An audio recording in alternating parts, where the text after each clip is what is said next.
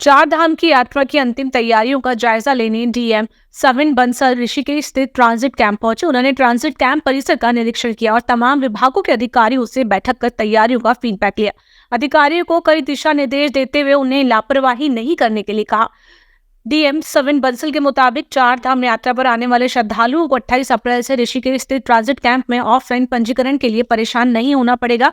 यात्रा प्रशासन ने इस बार ट्रांजिट कैंप परिसर में 24 और रोडवेज बस स्टैंड परिसर में 6 ऑफलाइन पंजीकरण काउंटर तैयार किए हैं। ये सभी पंजीकरण काउंटर 24 घंटे 7 दिन खुले रहेंगे। लाइन में लगने वाले श्रद्धालुओं को गर्मी और धूप से बचाने की व्यवस्था भी की गई है। धर्मशाला और आश्रमों में रुकने वाले श्रद्धालुओं को ट्रांजिट कैंप में पंजीकरण करने के लिए नहीं आना पड़ेगा। 25 मोबाइल टीम धर्मशाला और आश्रमों में जाकर श्रद्धालुओं का पंजीकरण करने की सुविधा देंगी। इसके लिए चार धाम यात्रा संचालित करने वाली संयुक्त रोटेशन व्यवस्था समिति सहयोग करेगी। उसके दृष्टिगत ऑनरेबल सीएम की भी डायरेक्शंस हैं कि हमारे श्रद्धालुओं को किसी भी तरह की कोई परेशानी नहीं होनी चाहिए, चाहे वो हमारे होल्डिंग एरियाज में हो, रूट में हो या हमारे धार्मिक स्थलों पर हो। हमारा उद्देश्य ये है कि वो सुखद एक्सपीरियंस लेकर जाएं और उनको कम से कम क्यूइंग करनी पड़े, वेटिंग टाइम उनका न्यून हो जाए। और जहाँ पर भी होल्डिंग एरिया हो वहाँ पे हमारी प्रॉपर सिविक कम्युनिटीज़ होनी चाहिए, right from registration counters to washrooms to stay arrangements. हमारी सुरक्षा व्यवस्था पूरा रिव्यू एसएसपी साहब ने कर लिया है और ये इंश्योर किया जाएगा कि क्योंकि लॉ एंड ऑर्डर स्टेट की प्राइम रिस्पॉन्सिबिलिटी होती है, तो हमारे श्रद्धालुओं का, पर्यटकों का और स्थानिकों का security safety is our responsibility. और रुड़की वन विभाग की टीम ने शहर में बड़ी कार्रवाई करते हुए पिंजरों में बंद बेजुबान पक्षियों को मुक्त कराया। शहर के मछली मोहल्ले में इन पक्षियों का कारोबार करने वाले 2 लोगों को वन विभाग की टीम अपने साथ ले गई, जहां उनसे बंद कमरे में पूछताछ की जा रही है। वन विभाग की टीम को आशंका है कि इस कारोबार में और भी अन्य लोग जुड़े हो सकते हैं। गौरतलब है कि पिछले लंबे समय से रुड़की शहर के मछली मोहल्ले में बेजुबान पक्षी, जिनमें अधिकतर तोते थे, उनको पिंजरों में बंद करके कड़ाके की धूप में छत पर रखा गया था। लेकिन इसी बीच वन विभाग के चर्चित वन दरोगा आशुतोष नीम को सूचना मिली कि बिल्डिंग की छत पर भी छुपाकर बड़ी संख्या में तोते रखे गए हैं, जिसके चलते आशुतोष ने छत पर पहुंचकर देखा तो उनके होश उड़ गए और सभी पिंजरों को लेकर वन विभाग के कार्यालय में पहुंच गए, जहां हिरासत में लिए गए दोनों युवकों से वन विभाग की टीम पूछताछ करने में जुटी है। तोते कहां से आते थे और इनको कहां कहां बेचा जाता था, सभी जानकारी जुटाई जा रही है। वन्य जीव पक्षी की धारा के अंतर्गत वन विभाग की टीम कार्रवाई करेगी।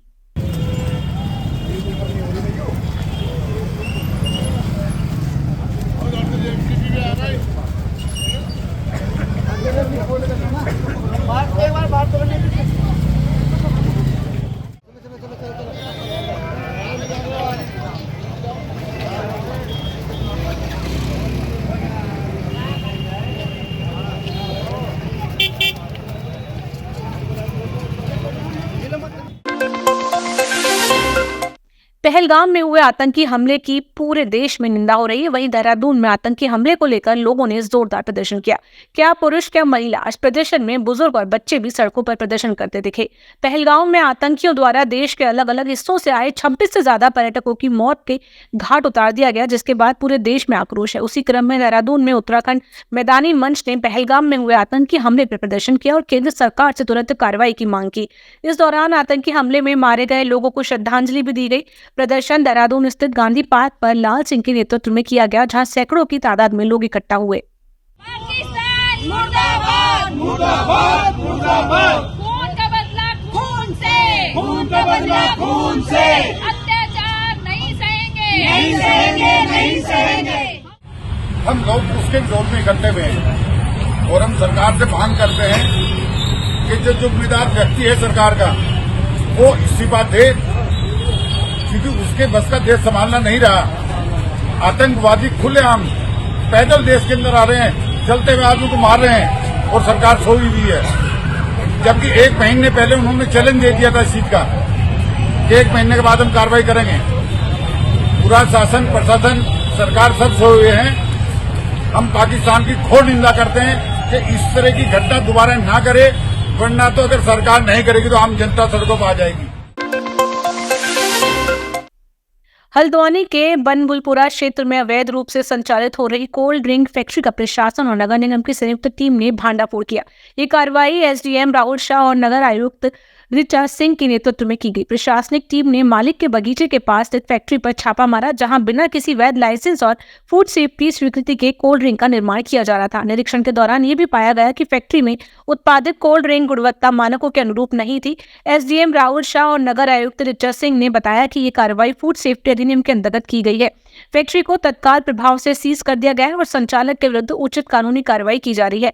प्रशासन की इस सख्त कार्रवाई से क्षेत्र में अवैध खाद्य उत्पादन निर्माण करने वालों में हड़कंप मच गया है। साथ इसमें कार्रवाई की गई है और ये इसमें खाद्य विभाग वाले भी साथ में हैं। इनका कोई लाइसेंस नहीं है और कुछ भी क्या किन मानकों पे बना रहे हैं, कोई मानक इनके द्वारा पूरे नहीं किए गए हैं। पूरी तरीके से अवैध रूप से चल रही थी, जिसे यहाँ पर भी सील भी किया गया है और इसको सील भी कर दिया गया है अभी, क्योंकि अवैध रूप से इसमें कमर्शियल संचालन इनके द्वारा किया जा रहा था, जो कि उचित नहीं है।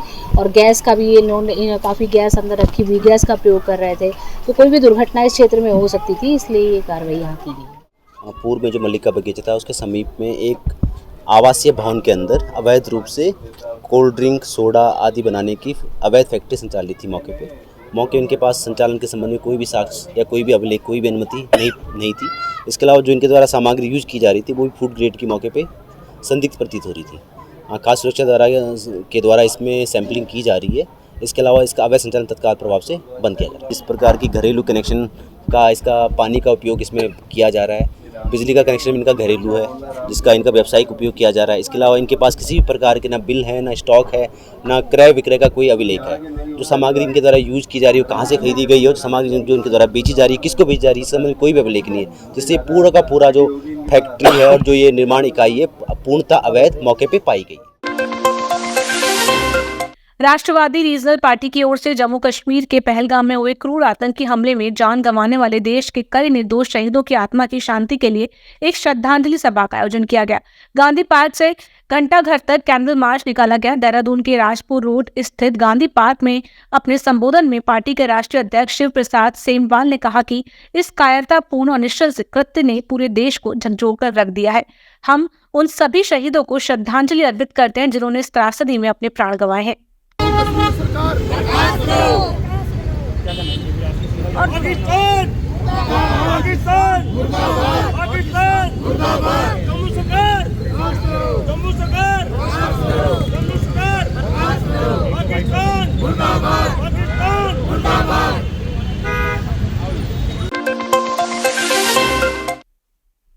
नगर निगम देहरादून में आज नेपाल के महापौर व नगर पालिका के अध्यक्ष पहुंचे, जहां उन्होंने मेयर देहरादून से मुलाकात करी। मेयर देहरादून ने भी उनका पारंपरिक रूप से स्वागत करते हुए शॉल और बाबा केदारनाथ धाम की प्रतिमा भी भेंट स्वरूप दी। इस दौरान नेपाल के मेयर अशोक कुमार ने कहा कि हमारा यहाँ आने का उद्देश्य यहाँ की कार्यप्रणाली को समझना, जल कूड़ा प्रबंधन को लेकर जानकारी साझा करना रहा। वहीं मेयर देहरादून ने भी कहा कि दोनों देशों के मेयर के आपसी सहयोग व साझा ज्ञान को लेकर ये मुलाकात महत्वपूर्ण रही। तो जल स्रोत की जो समस्या है उसे कैसे हल किया जाए। अगर हमारे पास जल नहीं है तो मानव जीवन का संभावना कम होती जा रही है, जानवरों का संभावना कम होती जा रही है। मानव सभ्यता की जो समस्याएं हैं वो पानी के बिना हम काम नहीं कर सकते हैं। इसलिए पानी को संरक्षण करना और उसकी व्यवस्थापन करना और उसकी तरफ से मानव जाति की जीवन की रक्षा और सभ्यता की रक्षा करने के लिए हमें कुछ काम करना पड़ता है। इसी बात पर हमने चर्चा की, यही मुख्य बिंदु है। नेपाल मुल्क के जो वहाँ पे नेपाल में महापौर हैं, नगर पालिकाओं के चेयरमैन हैं, वो आज उन्होंने नगर निगम देहरादून में आज उन्होंने यहाँ पर विजिट किया और साथ ही कई मुद्दों पर उसमें विचार विमर्श हमारे बीच में हुए हैं और हमारे यहाँ की कार्यप्रणाली उसको जानने की उनको चाहत थी।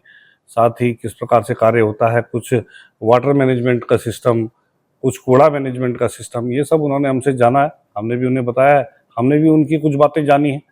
तो इस प्रकार से आपस में कई विचारों का, कई वहाँ की कार्यप्रणाली का हमें आज और हमारी कार्यप्रणाली का आपस में आदान प्रदान हुआ है। मोनी किरेती और CIU की टीम ने नशे के 3 सौदागरों को गिरफ्तार किया है, जिनके कब्जे से 1 किलो चरस बरामद हुई है। पुलिस कप्तान आयुष अग्रवाल ने बताया कि आज मुखबिर की सूचना पर पुलिस और CIU की टीम ने ढलवाल में दबिश दी है। इस दौरान 3 संदिग्ध पुलिस को देखकर भागने लगे। शक होने पर पुलिस ने संदिग्धों को कुछ दूरी पर जाकर रोक लिया। तलाशी लेने पर संदिग्धों के कब्जे से चरस बरामद हुई। चरस मिलने पर पुलिस और CIU की टीम ने आरोपियों को गिरफ्तार कर लिया है और उनके खिलाफ मोनी किरेती थाने में मुकदमा दर्ज किया। आरोपियों की पहचान सुनील व अमरीश निवासी उत्तरकाशी और आदित्य निवासी पानीपत के रूप में हुई है। आदित्य सुनील और अमरीश से चरस खरीदने के लिए आया था। आदित्य और सुनील चरस उत्तरकाशी से लेकर आए थे। सुनील पहले भी जेल की हवा खा चुका है। नशे के सौदागरों को पकड़ने वाली टीम में शामिल वरिष्ठ उप निरीक्षक योगेश पांडे, आशीष शर्मा, प्रदीप रावत और CIU प्रभारी ओमकांत भूषण व राजेंद्र रावत को इस बड़ी कामयाबी पर पुलिस कप्तान ने शाबाशी दी है।